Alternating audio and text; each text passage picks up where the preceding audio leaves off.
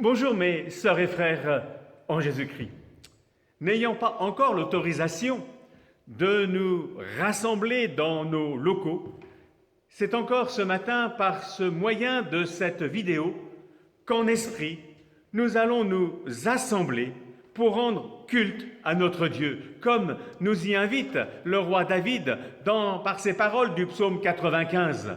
« Venez, dit-il, chantons avec allégresse à l'Éternel, poussons des cris de joie vers le rocher de notre salut.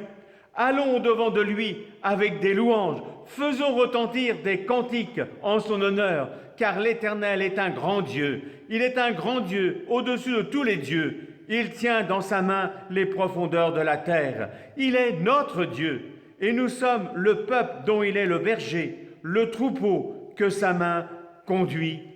Amen. Oui, notre Dieu, est celui qui tient toutes choses entre ses mains. Il tient la situation actuelle et ainsi pour conduire ce que, il a résolu. Ce matin, c'est notre frère Thierry Noël qui, par quelques chants, va nous permettre de nous disposer à nous mettre à l'écoute de la parole de Dieu. Mais avant de lui laisser la place, je vous invite, à vous associer à ma prière pour demander à Dieu que son bon esprit nous visite ce matin. Mon Seigneur et mon Dieu, oui, ce matin, je veux réaliser avec ma sœur et mon frère que tu es là avec chacun d'entre nous. Et que ce matin, Seigneur mon Dieu Père, mon Dieu, tu es celui, en effet, Seigneur mon Dieu, qui tient toutes choses. Et que, Seigneur Père éternel, nous sommes là, Seigneur mon Dieu, conduits par toi. Je te prie, Seigneur mon Dieu, que dans ce temps, mon Dieu Père, qui t'est consacré, nous puissions tout simplement nous mettre aussi à ton écoute, Seigneur, et que ce matin, ton esprit puisse nous visiter. Nous voulons vraiment que tout soit fait pour ta gloire et ton honneur. Oui, Seigneur mon Dieu, tu bénis mon frère et ma sœur ce matin. Oui, Père éternel, que ton nom soit glorifié. Amen. Je laisse la place à notre frère Thierry Noël.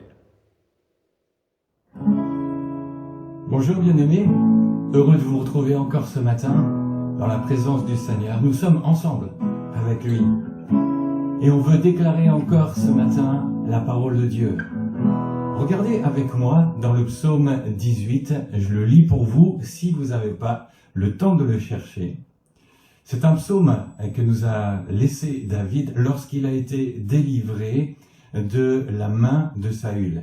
Et il dit, je t'aime, Éternel, ma force, Éternel, mon rocher, ma forteresse, mon libérateur, mon Dieu, mon rocher, où je me réfugie, mon bouclier, la force qui me sauve, ma haute retraite. Je m'écrie, et c'est ça qui était fort, loué soit l'Éternel, et je suis délivré de tous mes ennemis.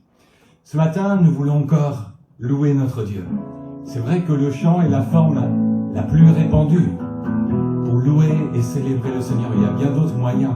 Mais on veut dire encore ce matin, Seigneur, on veut déclarer ensemble que tu es notre Dieu.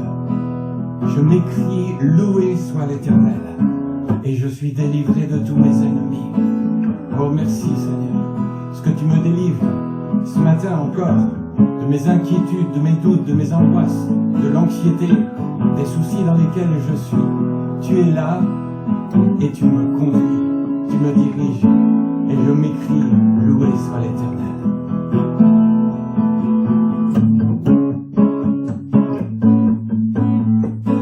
Vous pouvez taper dans vos mains chez vous.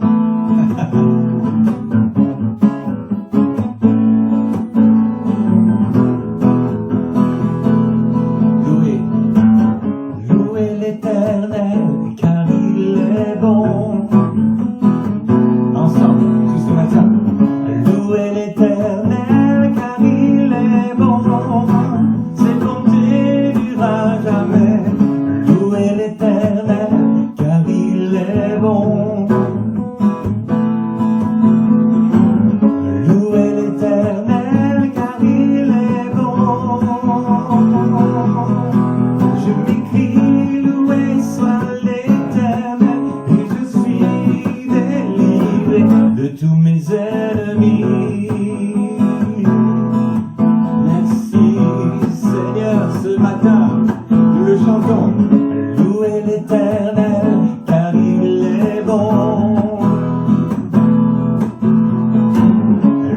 l'Éternel, car il est bon. Oui, je chanterai, louer l'Éternel, car il est bon. Chaque jour de ma vie, louer l'Éternel, car il est bon. Pour toi et moi, alors, je m'écris, loué soit l'Éternel, et je suis délivré de tous mes ennemis. Alléluia, Seigneur, je m'écris, loué soit ton nom. Louez l'Éternel, car il est bon. Louez l'Éternel, car il est bon. D'âge en âge, oui. Louez l'Éternel, car il est bon. Oh, louez l'Éternel, car il est bon. Je m'écris, loué soit l'Éternel. Je m'écris, loué soit l'Éternel. Je m'écris, loué soit l'Éternel. Et je suis délivré de tous mes ennemis. De tous mes ennemis. De tous mes ennemis. De mes ennemis. Loué soit l'Éternel. Oh oui, ce matin, loué soit l'Éternel. Ensemble nous servons, loué soit l'Éternel. Loué soit l'Éternel. Je te loue, Éternel. Ce matin, je te loue, Éternel. De tout mon cœur, je te loue, Éternel. Mon Seigneur, je te loue, Éternel. Mon rocher, ma forteresse, je loue ton nom éternel. Dieu puissant, je loue ton nom éternel. Mon Dieu, je loue ton nom éternel. Je loue ton nom éternel. Alléluia. Toute ma vie, je louerai l'Éternel. Toute ma vie, je célébrerai son nom. Parce qu'il n'y a pas d'autre nom que celui de notre Seigneur, qui soit digne d'être élevé, glorifié. Nous chantons maintenant Hosanna.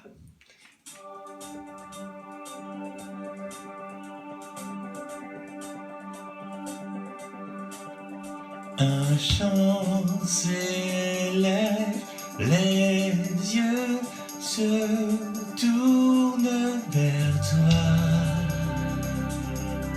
Se tourne vers toi. L'espoir renaît, les cœurs soupirent après toi. Oui, après toi. En te voyant, nous retrouvons la force de vie.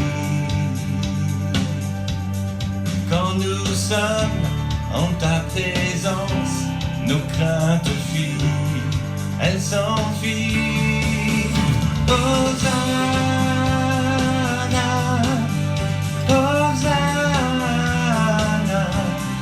tu es le roi, le sauveur, à toi la gloire et l'honneur. Hosanna.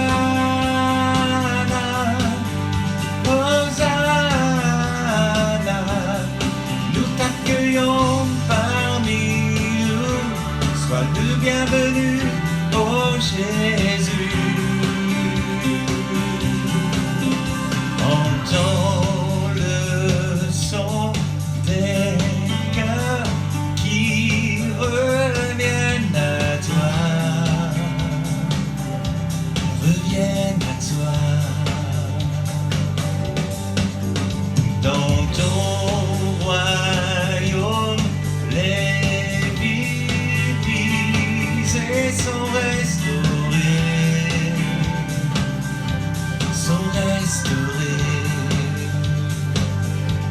En te voyant, nous retrouvons la force de vie. Quand nous craintes fuient, elles s'enfuient. Hosanna, Hosanna, tu es le roi, le sauveur, à toi la gloire et l'honneur. Hosanna, Hosanna, nous t'accueillons parmi nous, sois le bienvenu, ô Jésus. Te voyant, nous retrouvons la force de vie. Nos yeux sont fixés sur toi, Seigneur. Quand nous sommes en ta présence, nos craintes fuient, elles s'enfuient. Hosanna, Hosanna, tu es le roi, le sauveur, à toi la gloire et l'honneur. Hosanna, Hosanna, nous t'accueillons parmi nous, sois le bienvenu, ô Jésus. Hosanna, Hosanna, Hosanna.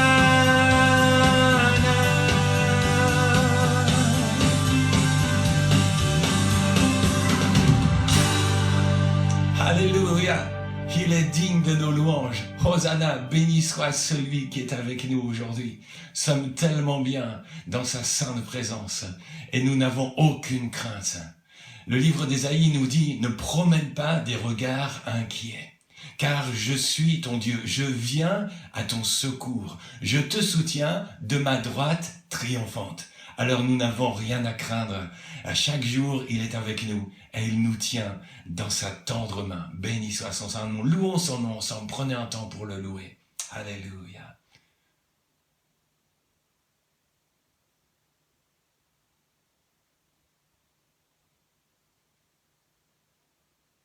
Merci Seigneur Jésus. Alléluia. Nous allons continuer encore à le louer avec ce prochain chant.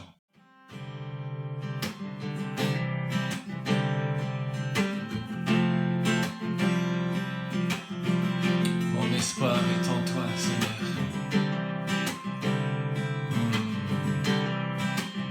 Je me confie en toi, je recommande mon sort à l'Éternel. Lumière dans ma nuit, paix pour mon âme, tu es mon refuge, tu restes fidèle. On reprend ça ensemble. Lumière dans ma nuit, paix pour mon âme, paix pour mon âme, tu es mon refuge, tu restes fidèle. Mon espoir est en toi, ma confiance est en toi à chaque instant. Mon âme s'appuie sur toi. Oh, oh, oh, mon espoir est en toi, ma confiance est en toi à chaque instant. Mon âme s'appuie sur toi. Là dans ma faiblesse, toujours le même. Ton amour est ma force, ta vie est ma voix. Alléluia, merci Seigneur. Alors, toi, est en toi, ma confiance est en toi à chaque instant. Mon âme s'appuie sur toi. Oh oui, mon espoir est en toi, ma confiance est en toi à chaque instant. Mon âme s'appuie sur toi. Alléluia, tu es le même, Seigneur. Sauveur constant, toujours présent. Dieu, tu as mon cœur. Seigneur, on te consacre encore nos cœurs ce matin. Sauveur constant, oui, toujours présent. Dieu, tu as mon cœur, ma fondation, ma fondation, inébranlable.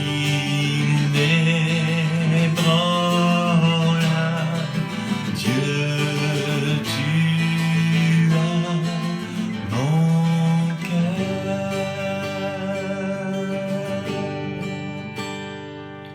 Mon espoir est en toi, ma confiance est en toi à chaque instant. Mon âme s'appuie sur toi, Seigneur, à chaque instant. Mon âme s'appuie sur toi. Oh, à chaque instant, mon âme s'appuie sur toi.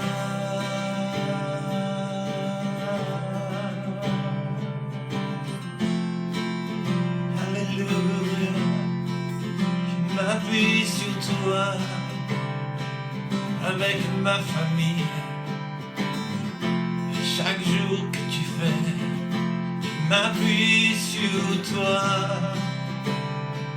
Ta parole, tes promesses, ta présence, Seigneur, à mes côtés, je m'appuie sur toi.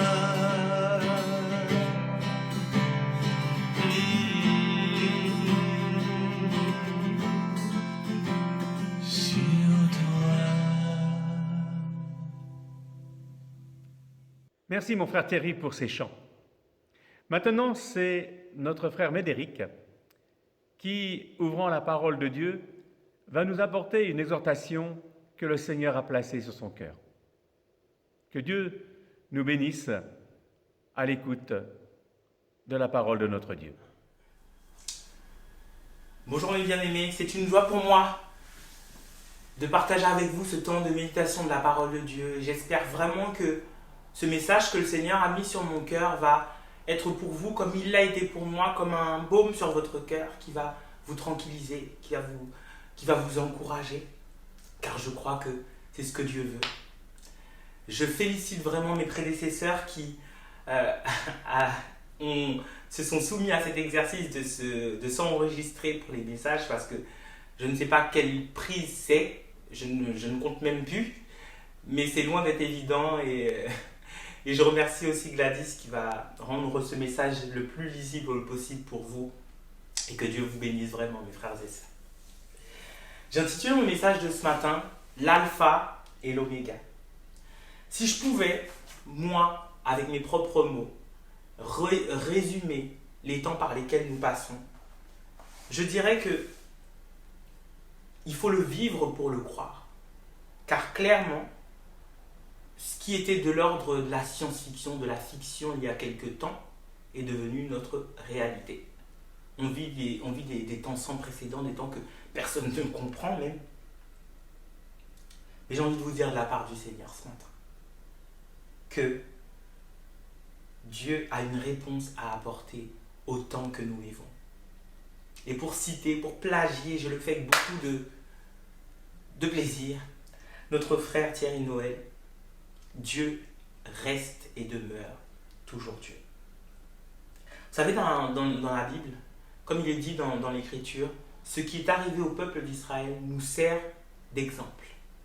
Il y a une tranche de vie de l'histoire d'Israël où Dieu va répondre, va se révéler d'une manière toute particulière à son peuple. Et j'aimerais revoir ça avec vous ce matin. Je vous invite à ouvrir vos Bibles dans le prophète Jérémie au chapitre 29 et on va lire à partir du verset 1er jusqu'au verset 11.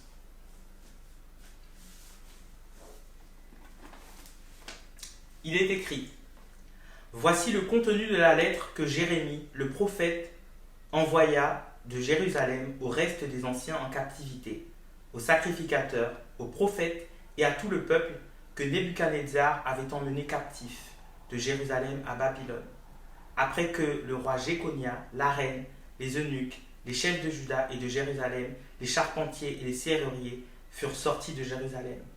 Il l'a remis à Éléazar, fils de Shaphan, et à Guémaria, fils de Hilkija, envoyé à Babylone par Sédécias, roi de Juda, auprès de Nebuchadnezzar, roi de Babylone. Elle était ainsi conçue. Ainsi parle l'Éternel des armées, le Dieu d'Israël, à tous les captifs que j'ai emmenés de Jérusalem à Babylone. Bâtissez des maisons et habitez-les. Plantez des jardins et mangez-en les fruits. Prenez des femmes et engendrez des fils et des filles. Prenez des femmes pour vos fils et donnez des maris à vos filles, afin qu'elles enfantent des fils et des filles. Multipliez là où vous êtes et ne diminuez pas. Recherchez le bien de la ville où je vous ai mené en captivité et priez l'Éternel en sa faveur, parce que votre bonheur dépend du sien. Car ainsi parle l'Éternel des armées, le Dieu d'Israël. Ne vous laissez pas tromper par vos prophètes qui sont au milieu de vous et par vos devins. N'écoutez pas vos songeurs dont vous provoquez les songes, car c'est le mensonge qu'ils vous prophétisent en mon nom. Je ne les ai point envoyés, dit l'Éternel. Mais voici ce que dit l'Éternel. Dès que 70 ans seront écoulés pour Babylone, je me souviendrai de vous et j'accomplirai à votre égard ma bonne parole en vous ramenant dans ce lieu. Car je connais les projets que j'ai formés sur vous, dit l'Éternel. Projets de paix et non de malheur, afin de vous donner un avenir et de l'espérance. Amen. Seigneur, je veux te bénir et te louer parce que ta parole est réellement cette lumière qui éclaire notre sentier. Quand notre intelligence, quand nos conceptions, quand notre perception des choses est embrumée par toutes les circonstances du temps présent, tu es celui qui, par ta parole, éclairé par ton esprit, par ton Saint-Esprit dans nos cœurs, projette ta lumière, Seigneur, et vraiment éclaire-nous ce matin. Parle à nos cœurs, parle à mes bien-aimés. Et je te prie, Seigneur, que là où ils se trouvent, Seigneur, en lisant ta parole, Seigneur, celle-ci puisse s'incarner, puisse se graver dans leur cœur, Seigneur. Merci pour tout. Je te rends toute la gloire qui t'est due, mon Dieu. Amen. Déjà, on va regarder ensemble, avant d'arriver à notre texte. On reviendra dessus, bien sûr. C'est pas pour la forme qu'on a lu. Mais pourquoi? Comment on en est arrivé là? Parce que, je suis désolé, le peuple juif, après avoir été immigré en Égypte, après avoir eu son temps de conquête, tout ça par la puissance et par la force de Dieu, après avoir acquis un territoire bien à lui, le pays promis, le pays de la promesse, avait un pays. Il ne dépendait de personne en soi. Mais ce peuple a connu, avant la destruction de Jérusalem et du temple, 4 déportations consécutivement à leur désobéissance. Ceci nous est relaté d'ailleurs pour la destruction du temple dans 2 Rois, chapitre 25, versets 8 et 9. Mais dès le début de l'histoire de ce peuple, Dieu a toujours alerté son peuple en disant « Si vous désobéissez, et il nous a avertis encore aujourd'hui, des conséquences funestes arriveront pour vous. » Dieu respecte sa parole, Dieu est fidèle à ce qu'il dit. Mais à l'époque, les dirigeants du peuple, et encore plus leur roi Sédécias, n'en a fait qu'à sa tête. Mais la lettre que nous lisons là n'est pas après la destruction de Jérusalem, elle est après l'une des déportations. Où le peuple, comme le déclare Jérémie 22, verset 28, a été lancé dans un pays qu'il ne connaissait pas. Là encore, le prophète souligne que c'est bel et bien Dieu qui permet ces instants-là. La tendance était bien sûr à la tentation de céder à des fausses promesses, à des fausses bonnes nouvelles, propagées par des faux prophètes, qui prétextant parler de la part de Dieu vont annoncer à ce peuple un exil qui va être écourté, un retour imminent dans leur peuple. Mais cela allait bien sûr à l'encontre de ce que Dieu avait dit dans Jérémie 25, verset 11, où il précisait à son peuple que son exil durait 70 ans. 70 ans à l'issue desquels il allait les ramener dans leur pays. Mais il est facile pour nous, mes frères et sœurs, j'ai envie de dire ce matin, de juger, de dire « oui, mais ils ont parlé de leur propre fond, ce n'est pas normal, etc. » Essayons de nous remettre quelques instants dans la peau et au niveau de compréhension de ces personnes-là. Jérusalem, il était quand même la ville où le roi David avait mis son royaume, avait mis son palais, pardon. C'est quand même la ville où il y avait le temple de l'Éternel. Ce temple où lors de la dédicace, il y a eu le feu qui est descendu du ciel, consumant les holocaustes et les sacrifices. Ce même jour où la gloire de Dieu était telle dans ce lieu géographique que les sacrificateurs n'ont pu rester. Ça nous est relaté dans le 2e livre des Chroniques, chapitre 7, versets 1 et 2. Comment penser qu'un tel lieu allait connaître une telle débâcle, que Dieu allait permettre un tel désastre, une telle destruction? Mais encore, au-delà de ça, ces faux prophètes étaient entourés d'un peuple qui était assoiffé, peut-être dans le désarroi, peut-être complètement désespéré. Le verset 8 du texte que nous avons lu ce matin nous dit « Et parle d'eux comme étant des songeurs de dont le peuple provoque les songes. » Et aujourd'hui, à certains moments, ne sommes-nous pas aussi, d'une certaine manière, aux abois et tentés de donner une signification ou d'annoncer un dénouement à la crise que nous vivons actuellement? Parce que bel et bien, on vit des temps qui dépassent notre compréhension. Mais j'aimerais vous dire ceci de la part de Dieu. Quand Dieu, comme tout pédagogue qui se respecte, reprend son peuple ou juge son peuple, il annonce avant clairement les choses. Au moment où Judas a connu ces moments-là, Judas savait pertinemment pour quelle raison il partait en exil, car Dieu l'avait consigné et leur avait annoncé, avait utilisé des prophètes, des porte-paroles pour leur annoncer que s'ils ne revenaient pas de leur mauvaise voie, ils allaient connaître ces temps. Ce n'est pas a posteriori que Dieu donne une interprétation de quelque chose. Dieu, quand il a besoin de nous reprendre, il nous annonce les choses. Il n'y a pas lieu d'interprétation, d'extrapolation derrière. Mais encore on pourrait se dire, oui, mais on est quand même le peuple de Dieu, Dieu aurait pu nous parler, nous annoncer les choses qui se passent.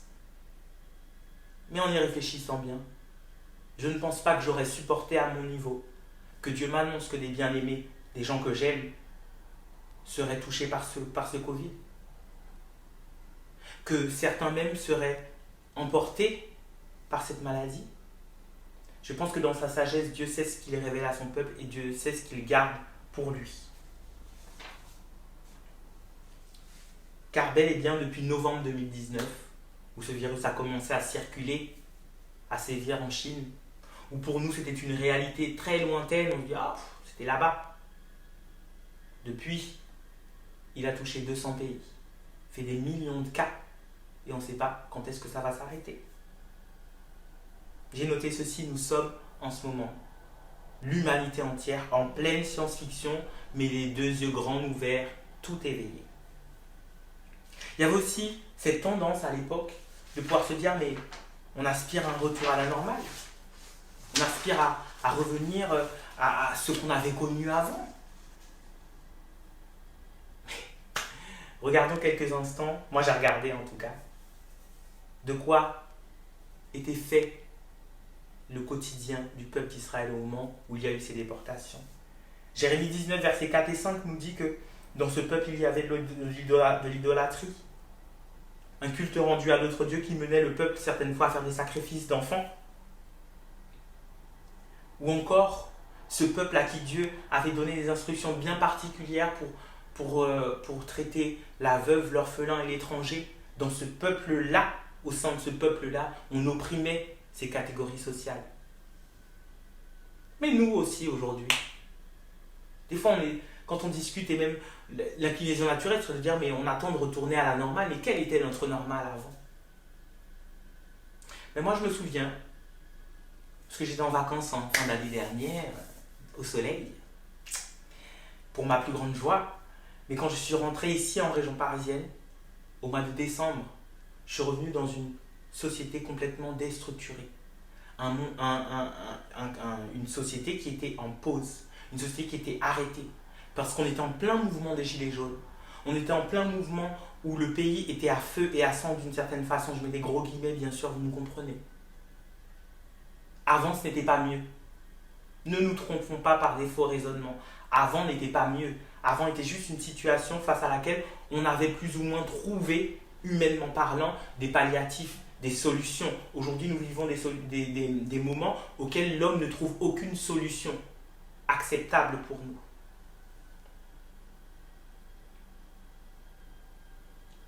C'est une certitude pour chacun d'entre nous. Nos projets ont été vraiment bouleversés, voire même avortés pour certains. Et ça peut nous plonger dans le plus grand désarroi. Mais j'aimerais vous dire de la part du Seigneur ce matin que Dieu, lui, n'a pas dit son dernier mot. Si nous pouvons être à certains moments à court de mots, Dieu, lui, n'a pas dit son dernier mot. Et revenons à notre texte de ce matin. J'ai intitulé cette partie « La réponse de Dieu ». Ce peuple, déraciné, sans repère, en pleine souffrance,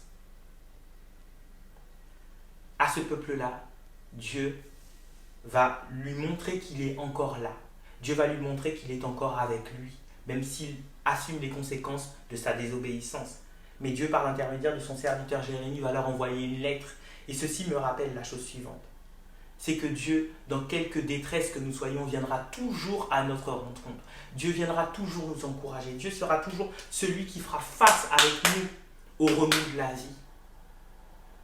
Faites attention à nos faux raisonnements qui pensent que nous avons un Dieu qui est dans les lieux célestes, assis tranquillement, les pieds en éventail, en train de ranger son paradis. Pendant ce temps-là, nous, on est en train de se démener tout seul ici-bas. Jésus n'a pas dit ça. Jésus a dit « Je suis moi-même avec vous jusqu'à la fin du monde ». Ce qui signifie que dans tes difficultés, dans tes détresses, Dieu est là. Quand tu passes par des moments où tu n'as aucune solution, quand tu souffres, quand tu es au plus profond de la détresse, Dieu est bel et bien là. Et j'ai écrit ceci. Dieu vit le Covid-19 avec nous et est solidaire de notre sort. Les versets 4 au verset 7, vous relirez, Dieu leur dit de bâtir, Dieu leur dit de se marier. Ce qui signifie que Dieu leur dit, mais vous êtes certes dans une situation sans précédent, mais ne vous laissez pas aller. Continuez de vivre dans la mesure, dans la limite qui vous est permise. Vos projets sont sûrement contrariés. Mais ça ne veut pas dire que tout soit perdu, qu'il n'y a plus rien à faire. Bien au contraire. En ce qui concerne l'Église, c'est vrai que physiquement, on ne peut plus se réunir au 53 avenue de Sully, 93 190, Livry-Gargan. Mais, pour autant, l'Église n'en reste pas moins l'Église. Dieu permet que nous ayons des moyens aujourd'hui de vous atteindre là où vous vous trouvez, de vous encourager et de même partager, propager ce message encore plus qu'avant. Parce que des gens qui n'auraient peut-être jamais mis les pieds dans une église ou qui ne pouvaient plus venir chez nous pour une raison X ou Y, aujourd'hui peuvent avoir accès à ce contenu-là. Et ça, c'est à la gloire seule de notre Dieu. Dieu n'est pas arrêté dans son action. Nous pouvons nous arrêter, mais Dieu, lui, ne s'arrête pas. Et j'ai noté ceci. Le monde dans lequel nous vivons, qui est sans espérance, sans repère, sans quiétude, dans le désarroi le plus total, et ça peut être même le partage de certains d'entre nous, aura besoin de personnes comme vous, comme moi, pour incarner cette paix que Dieu donne, cette paix qui surpasse toute intelligence. Car c'est bel et bien Dieu qui fait ça en nous. J'ai noté ceci aussi, la lumière doit bel et bien et devra bel et bien luire dans les ténèbres.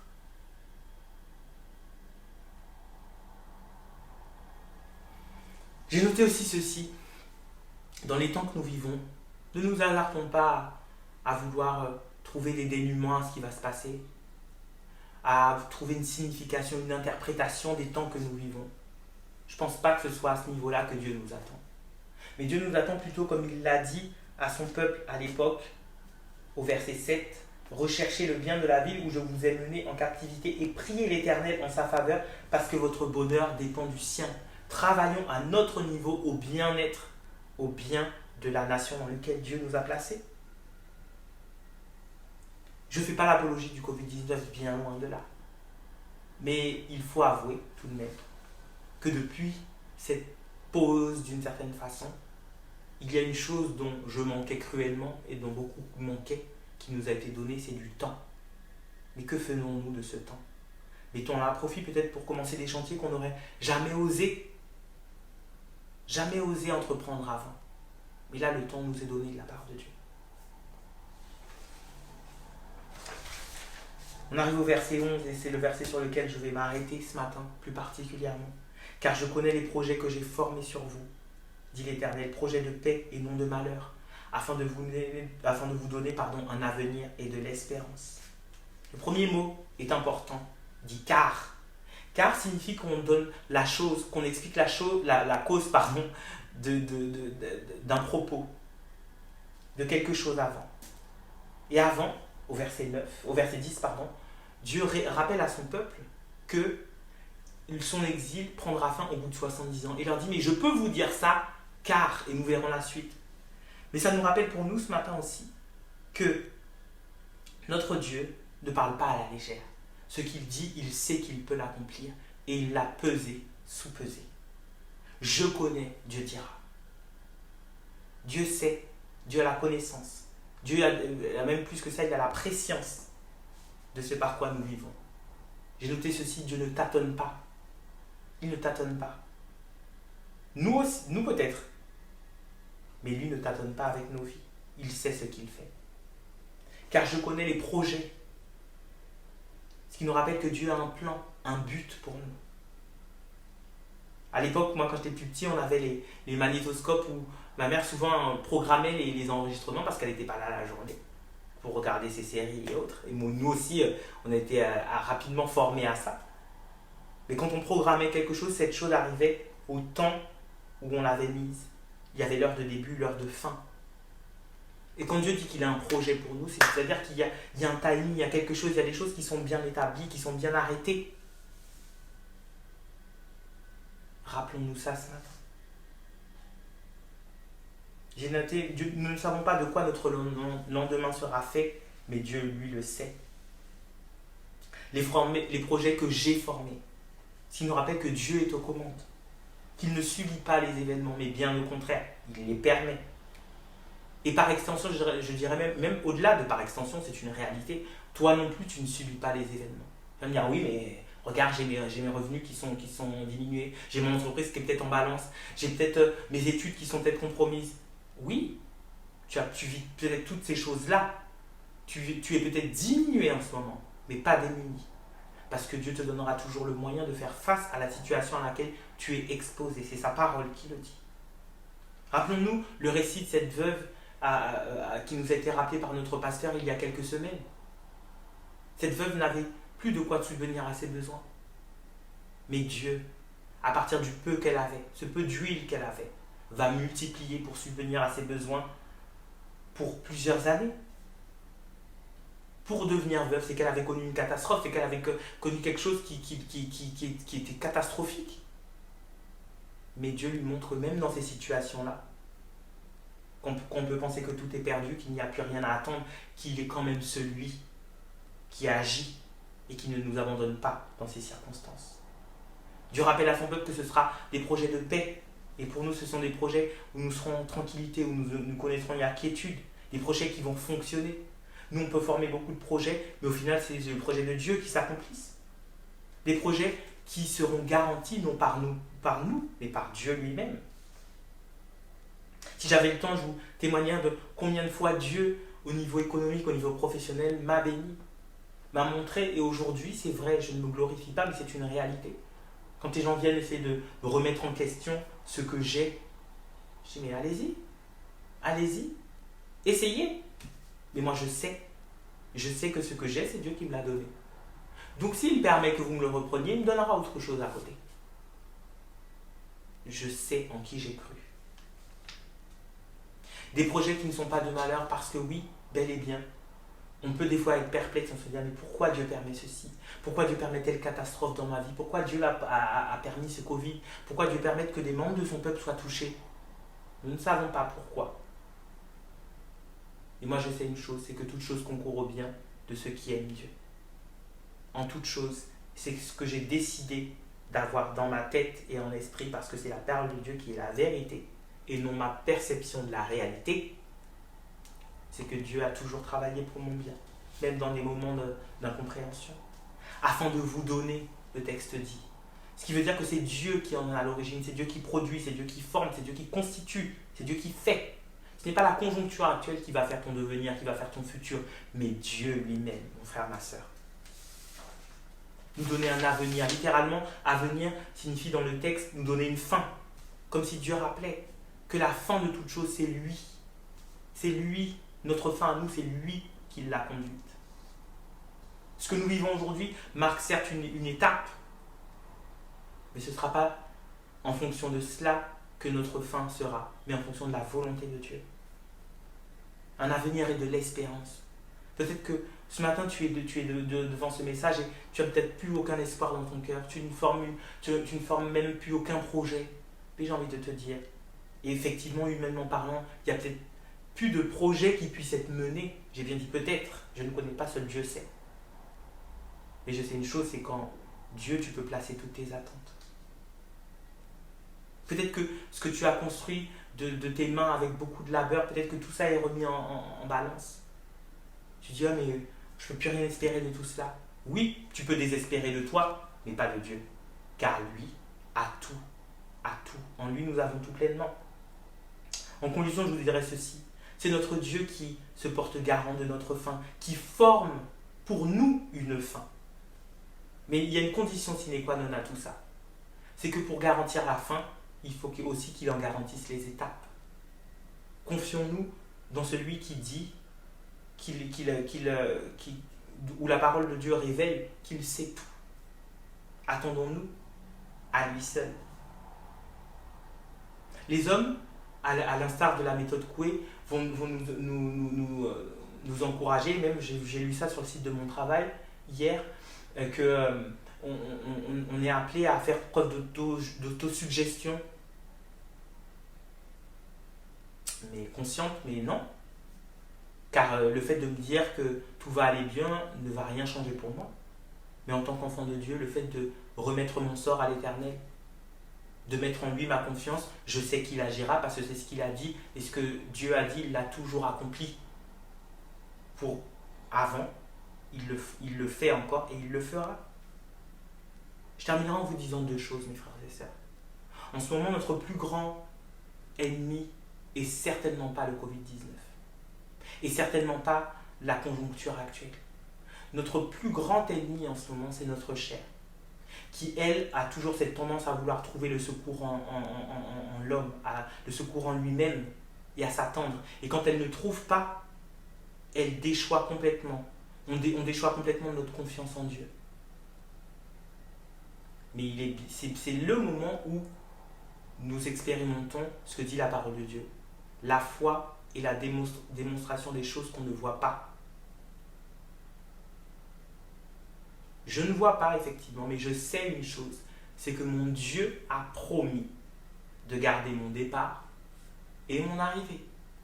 Et que son Fils m'a dit aussi, Jésus, dans le Nouveau Testament, qu'il serait lui-même avec moi jusqu'à la fin du monde. Notre grand frère dans la foi, Job, pouvait dire ceci: je sais que mon Rédempteur est vivant et qu'il se lèvera le dernier. Et il pouvait le dire.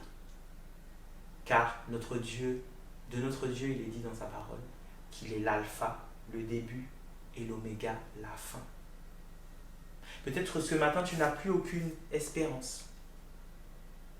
Tu es complètement dans le désarroi, sans espoir, désespéré. Mais j'aimerais te dire de la part de Dieu que la foi vient de ce qu'on entend et ce qu'on entend de la parole de Dieu. Plonge tes regards dans cette parole et je suis certain que l'Esprit de Dieu, à un moment ou à un autre, va travailler ton cœur. Va faire que ces textes que tu as peut-être lus des dizaines de fois vont s'incarner en toi, vont devenir une réalité pour toi. Je ne veux pas décrire à mon Dieu la réalité, mais plutôt connaître la réalité selon mon Dieu. Car c'est cette réalité qui, au final, s'accomplit. Que le Seigneur vous bénisse, mes bien-aimés. Seigneur, je te bénis pour mes bien-aimés ce matin, afin que vraiment tu puisses encourager, que tu puisses fortifier, que tu puisses vraiment être celui qui va donner un nouvel élan à leur vie, Seigneur, qui donne déjà un avenir et de l'espérance, Seigneur. Que celui peut-être qui est dans l'abattement, qui est affligé ce matin, qui est peut-être malade même, Seigneur, puisse connaître de toi une intervention. À ton nom soit toute la gloire, mon Dieu, parce que je sais que même dans ces temps-là, tu n'en as pas fini avec nous, Seigneur. À toi soit la reconnaissance de nos cœurs. Bénis ton peuple de Livry-Gargan, Seigneur, et ton peuple de par le monde entier, Seigneur. Merci, Seigneur, d'être pour nous, Seigneur, ce surveillant, Seigneur, qui ne sommeille ni ne dort. Merci d'être pour nous celui qui a déjà prévu toutes choses, qui a déjà aplani le chemin, Seigneur. Et merci de cheminer à nos côtés, d'être ce copilote avec lequel, Seigneur, nous savons que nous pourrons passer toutes les difficultés. À ton nom soit toute la gloire, mon Dieu. Amen. Merci Médéric. Après cette exhortation, en esprit, unissons-nous pour louer notre divin Sauveur, par des chants et aussi en lui disant notre reconnaissance pour le salut que nous avons en Jésus-Christ. Et pendant ce moment, si vous le souhaitez, je vous invite une nouvelle fois à prendre le repas du Seigneur en vous munissant d'un morceau de pain et d'un peu de vin, éléments qui nous rappellent ce que le Seigneur a fait par amour et ce qui en découle pour chacun d'entre nous. L'apôtre Paul, dans sa deuxième lettre aux Corinthiens, au chapitre 5, verset 17, disait « Si quelqu'un entre en communion vivante avec le Christ, il devient un homme nouveau. Il est recréé. L'ancien état est dépassé. Ce qu'il était autrefois a disparu. La nouvelle création a commencé. Voici, tout est devenu nouveau. » Tout cela, du début à la fin, est l'œuvre de Dieu. Il nous a réconciliés avec lui-même par le Christ. En effet, en Christ, c'était Dieu en personne qui réconciliait le monde avec lui-même, ne tenant plus compte des péchés des hommes. Celui qui était innocent de tout péché, Dieu l'a chargé pour nous de tous les péchés du monde. Le Christ est devenu comme une incarnation du péché pour que dans sa communion, nous puissions être agréés, étant revêtus de la justice de Dieu. C'est pourquoi, dira-t-il encore au chapitre 11, verset 26, que chaque fois que vous mangez de ce pain et que vous buvez de cette coupe, vous commémorez la mort du Seigneur, témoignant qu'il est mort pour vous, et ceci jusqu'au moment de son retour. Présentons ce moment au Seigneur dans la prière. Mon Père céleste, oui, merci parce que par le don de la vie de ton Fils, tu as réglé ce problème du péché, permettant, Seigneur, que nous puissions être réconciliés avec toi. Et ce matin, Seigneur, mon Dieu Père, nous voulons réaliser que nous sommes devenus, mon Dieu, par cela même, une nouvelle créature. Nous sommes devenus tes enfants. Et Seigneur, ce matin, là, nous voulons t'en louer et t'en bénir et te remercier pour cet amour que tu as manifesté, mais aussi cet amour que tu manifestes de jour en jour. Et Seigneur, mon Dieu, pour nous rappeler que tu prépares pour nous une place dans ta présence. Oui, Seigneur, que ce matin, cette coupe soit vraiment pour chacun d'entre nous une coupe de bénédiction. Merci Seigneur, et qu'à toi seul reviennent la gloire, l'honneur et la louange.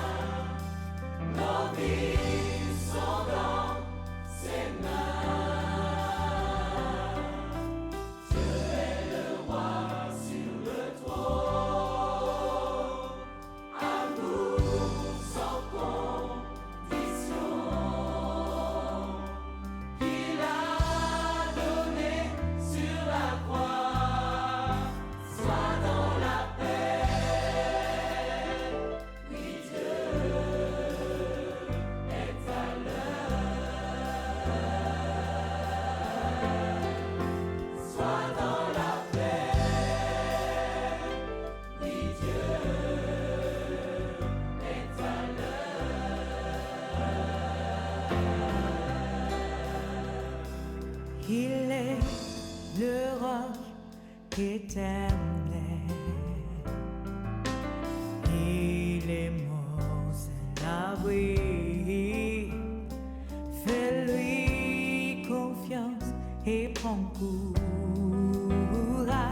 Je sais que Dieu est avec nous, mais ce n'est